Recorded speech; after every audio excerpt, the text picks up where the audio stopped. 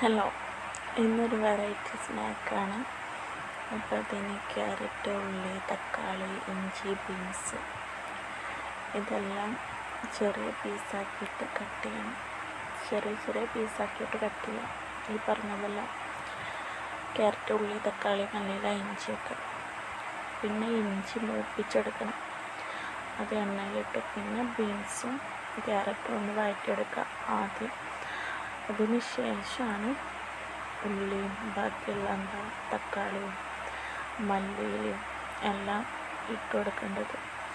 അത് കഴിഞ്ഞിട്ട് വഴണ്ടി വരുമ്പോൾ മസാലപ്പൊടികളും പിന്നെ അതേപോലെ നമുക്ക് എന്താണോ ആവശ്യമുള്ളത് മീറ്റ് അത് ചേർത്ത് കൊടുക്കുക. അങ്ങനെ പിന്നെ നമ്മൾ മാവ് ഉണ്ടാക്കണം. മാവിൽ ഫില്ല് ചെയ്യണം. നമ്മൾ ഉണ്ടാക്കി വെച്ചതെല്ലാം ഫില്ല് ചെയ്യണം.